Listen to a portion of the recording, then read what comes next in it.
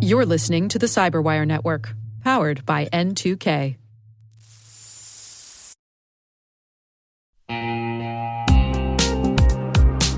Ever wished you could rebuild your network from scratch to make it more secure, scalable, and simple? Meet Meter, the company reimagining enterprise networking from the ground up. Meter builds full-stack, zero-trust networks, including hardware, firmware, and software, all designed to work seamlessly together. The result? Fast, reliable, and secure connectivity without the constant patching, vendor juggling, or hidden costs. From wired and wireless to routing, switching, firewalls, DNS security, and VPN, every layer is integrated and continuously protected in one unified platform. And since it's delivered as one predictable monthly service, you skip the heavy capital costs and endless upgrade cycles. Meter even buys back your old infrastructure to make switching effortless. Transform complexity into simplicity and give your team time to focus on what really matters, helping your business and customers thrive. Learn more and book your demo at meter.com/cyberwire. That's meter.com/cyberwire.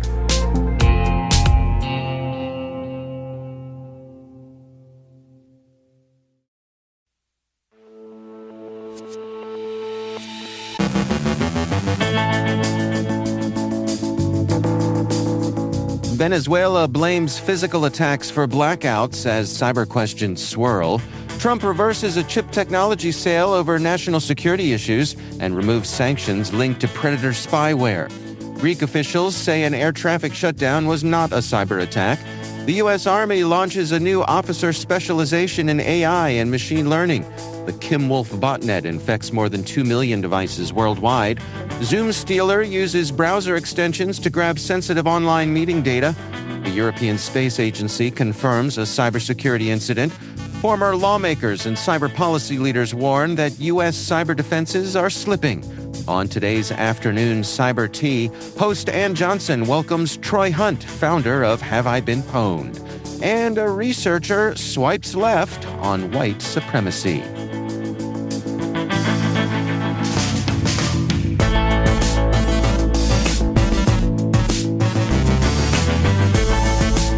It's Monday, January 5th, 2026. I'm Dave Bittner, and this is your CyberWire Intel Briefing.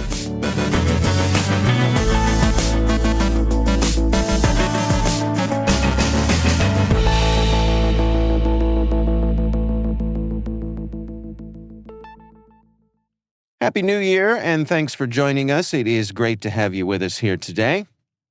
The United States launched a coordinated military operation in Caracas that led to the capture of Venezuelan President Nicolas Maduro, accompanied by widespread power and internet outages. President Donald Trump suggested the blackout reflected U.S. expertise, while Joint Chiefs Chair John Daniel Cain said U.S. Cyber Command and Space Command helped layer different effects to enable the operation. Officials did not confirm whether cyber attacks were used. Internet monitoring group NetBlocks recorded connectivity losses during the outage, noting any cyber role would likely have been targeted. Venezuela's government claims the blackout resulted from physical attacks on substations, not hacking. The incident has renewed attention on cyber-enabled warfare, especially given recent allegations by state oil firm PDVSA that the U.S. previously targeted its infrastructure. If confirmed, the Caracas outage would represent one of the most visible uses of U.S. cyber power in a military operation. President Trump ordered the reversal of a $2.9 million chip technology sale, citing U.S. security risks tied to foreign ownership. The deal, approved in 2024 under Joe Biden, transferred computer chip and wafer fabrication assets from MCOR Corporation to HiFo Corporation.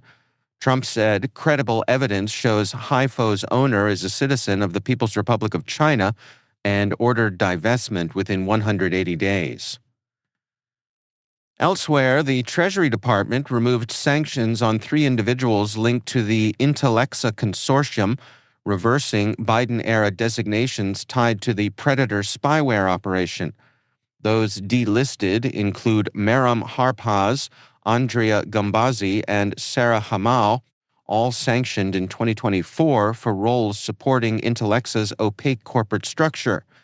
Treasury said the decision followed a reconsideration petition and concluded the individuals had sufficiently distanced themselves from the consortium. The move marks a sharp shift from the Biden administration's aggressive crackdown on spyware vendors. Digital rights groups warned the delisting risks undermining accountability, noting Predator was used to target dozens of U.S. officials and remains active globally despite signs of reduced use. Greece temporarily shut its airspace after a major radio communications failure disrupted air traffic control systems nationwide. Transport Minister Christos Damas said the incident, caused by noise across multiple communication channels, was unlikely to be a cyberattack, though investigations continue. Flights were grounded, delayed, or diverted for hours, stranding thousands of passengers. The Greek Civil Aviation Authority said backup systems were also affected. Authorities launched judicial and internal probes, while controllers renewed calls to modernize aging equipment. The U.S. Army is creating a new officer specialization in artificial intelligence and machine learning, designated 49B, set to begin in January. The move aims to build a data-centric force by improving decision-making, intelligence, logistics, and robotic system integration. Officers with relevant backgrounds are encouraged to apply and will receive advanced master's-level training through 2026. The initiative follows the Pentagon's launch of GenAI.mil, an AI system based on Google's Gemini model, amid broader government efforts to accelerate AI adoption in defense. Krebs on Security highlights a rapidly growing botnet called Kimwolf that has infected more than 2 million devices worldwide, exposing a major blind spot in home network security. According to researchers at Synthient, Kimwolf spreads by abusing residential proxy services to tunnel through firewalls and compromise devices assumed to be protected behind home routers. The botnet primarily infects unofficial Android TV boxes and digital photo frames, many of which ship with malware pre-installed or with insecure features like Android Debug Bridge enabled by default. Synthient traced much of Kimwolf's growth to vulnerabilities in the residential proxy network IPEDIA, which attackers use to access internal local networks and deploy malware at scale. While IPEDIA says it has since patched the flaws, researchers warn the campaign highlights how proxy networks and insecure consumer devices can enable large-scale abuse, including DDoS attacks, fraud, and deep intrusion into private home networks. Researchers have uncovered a large-scale browser extension campaign dubbed ZoomStealer that has affected roughly 2.2 million users across Chrome, Firefox, and Microsoft Edge. According to Koi Security, 18 malicious but fully functional extensions collected sensitive online meeting data, including URLs, IDs, embedded passwords, participant details, and corporate metadata from platforms like Zoom, Microsoft Teams, and Google Meet. ZoomStealer is one of 3 related campaigns reaching more than 7.8 million users over 7 years, attributed to a single threat actor tracked as Dark Spectre, believed to be China-linked. Researchers say the stolen data enables corporate espionage, sales intelligence, and highly convincing social engineering. Despite being reported, several extensions remain available, highlighting ongoing risks from overly permissive browser add-ons. The European Space Agency has confirmed it's investigating a cybersecurity incident after reports that hackers accessed data from servers linked to the agency. With more on that story, here's Maria Vermazis, host of the T- Space Daily podcast. Now, it's not the best way to kick off an intelligence briefing for a new year, but we are hoping that the story of a cybersecurity breach at a space agency will be a bit of a motivator to start 2026 with the right security procedures in place. That's because the European Space Agency has confirmed that some of its systems have been breached after a hacker offered to sell data allegedly stolen from the organization. Although it is unclear at this stage which data has been compromised, it's understood that the attack has not impacted any classified or highly sensitive mission systems. Threat actors have claimed a total of 200 gigabytes of data has been compromised. On December 30th, 2025, ESA shared on X the following statement about this breach. ESA is aware of a recent cybersecurity issue involving servers located outside the ESA corporate network. We have initiated a forensic security analysis, currently in progress, and implemented measures to secure any potentially affected devices. Our analysis so far indicates that only a very small number of external servers may have been impacted. These servers support unclassified collaborative engineering activities within the scientific community. All relevant stakeholders have been informed, and we will provide further updates as soon as additional information becomes available. Reports have suggested that the attackers had systems access for potentially up to a week, possibly mapping continuous integration, continuous deployment pipelines, and uncovering hard-coded credentials. This could leave the potential, at least, for adversaries to better understand ESA's infrastructure, to identify potential vulnerabilities, and even execute further supply chain attacks in the future. Here is hoping that the damage is contained and that this is the extent of the breach. That's Maria Vermazis. Be sure to check out T- wherever you get your podcasts. In an op-ed for Cyberscoop, former lawmakers and cyber policy leaders warn that U.S. cyber defenses are slipping as adversaries accelerate offensive operations.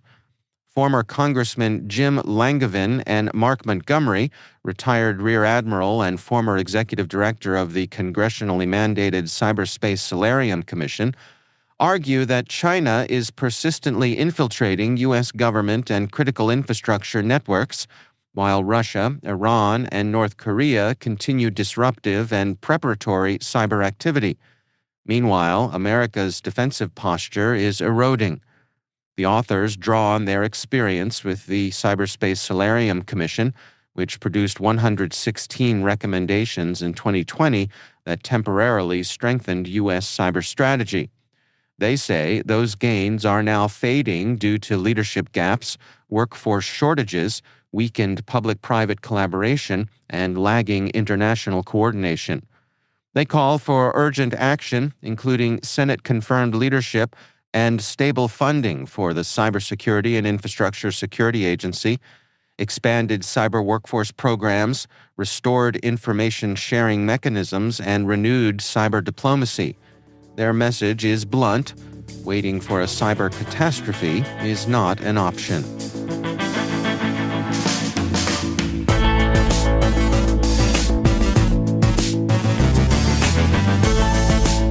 Coming up after the break, Afternoon's Cyber Tease Ann Johnson speaks with Troy Hunt from Have I Been Pwned, and a researcher swipes left on white supremacy.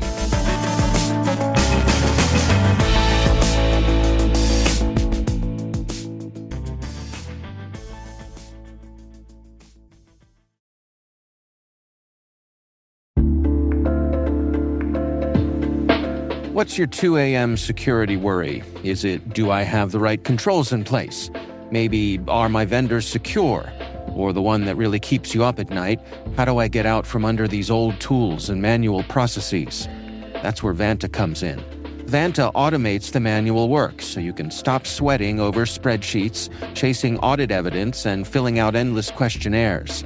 Their trust management platform continuously monitors your systems, centralizes your data, and simplifies your security at scale. And it fits right into your workflows, using AI to streamline evidence collection, flag risks, and keep your program audit ready, all the time. With Vanta, you get everything you need to move faster, scale confidently, and finally, get back to sleep. Get started at vanta.com/cyber. That's VANTA.com/cyber. Live CBS Sunday. Hollywood's biggest party is now bigger than ever. Perfect. No notes. The Golden Globes, with more stars, more glamour, more chaos, and more host Nikki Glazer. We're gonna laugh at the celebrities that can take it and completely ignore the ones who can't. I'm just kidding. They're not safe either. The Golden Globes, live CBS Sunday, 8 Eastern, 5 Pacific, and streaming on Paramount+.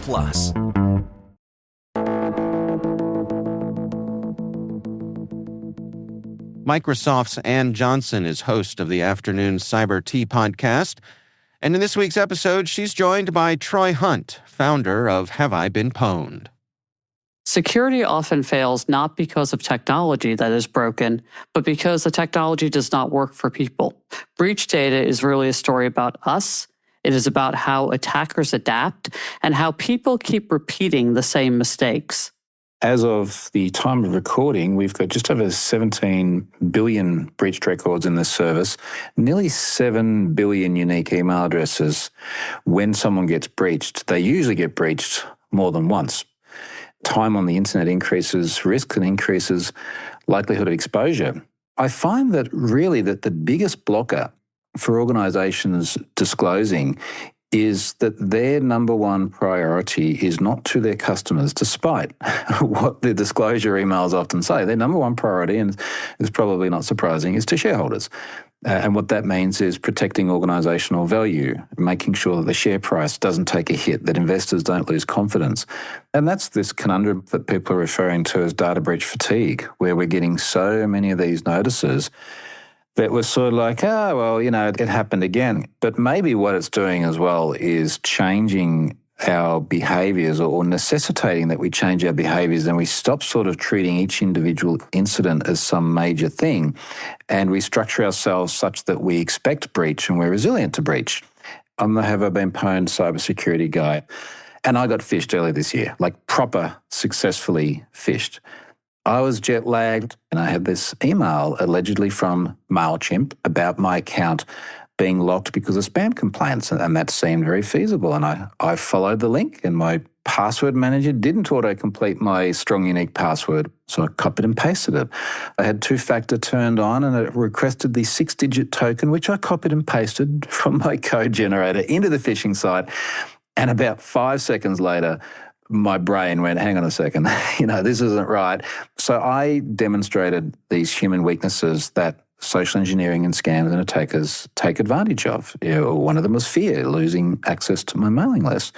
It caught me in a moment of weakness. People have moments of weakness. They're tired, they're rushed, they're concerned about losing something. And the great thing about transparency is that it's almost like a self-evident proof. Open transparency can very quickly disprove, in this case, fraudulent claims.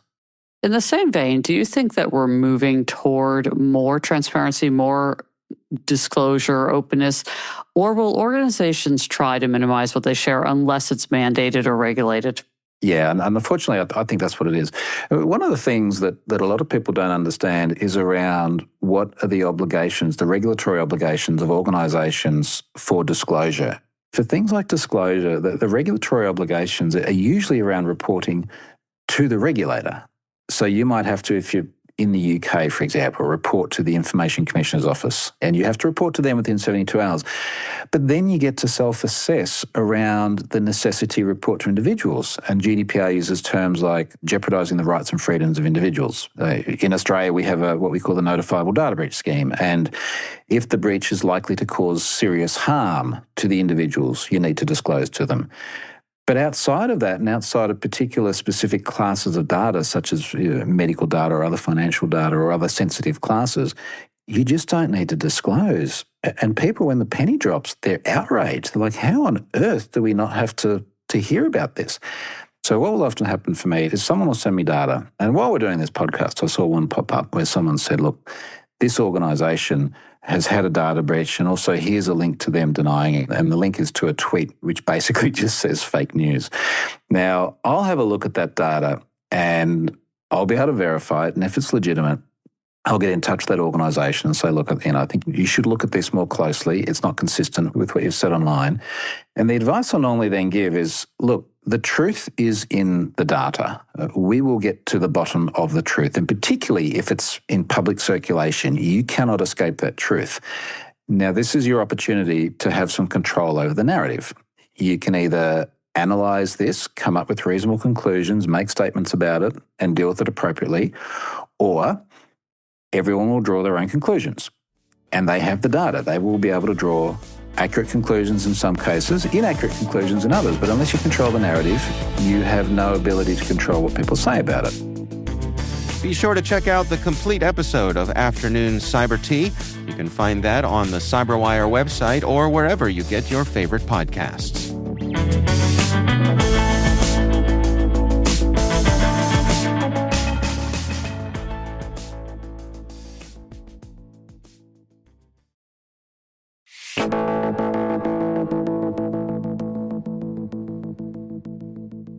And finally, the lights dimmed at the Chaos Communication Congress, and onto the stage walked one Martha Root, dressed as a pink Power Ranger, carrying a story about ideology, automation, and deeply neglected WordPress security. Over the next hour, Root calmly narrated how she infiltrated White Date, a white supremacist dating site, and two related platforms, quietly harvesting more than 8,000 user profiles while the site's operators remained blissfully unaware. She described unleashing a custom AI chatbot to flirt, chat, and socially engineer at scale, efficiently collecting photos, bios, messages, and metadata, some complete with GPS coordinates. Then came the punchline. Live on stage, Root deleted the site's infrastructure, turning extremist matchmaking into a 404 error. A satirical preview of the leak now lives on okstupid.lol, with the full archive preserved by distributed denial of secrets. The lesson landed gently but firmly. Even self-proclaimed master races still need better patch management.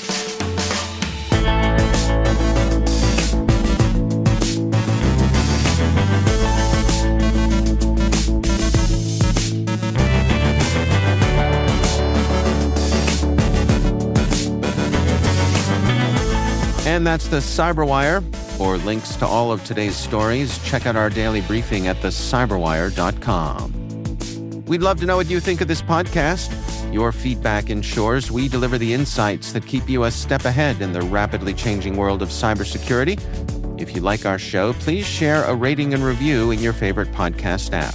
Please also fill out the survey in the show notes or send an email to cyberwire@n2k.com. N2K's senior producer is Alice Carruth. Our Cyberwire producer is Liz Stokes. We're mixed by Trey Hester with original music by Elliot Peltzman. Our executive producer is Jennifer Iben. Peter Kilby is our publisher, and I'm Dave Bittner. Thanks for listening. We'll see you back here tomorrow.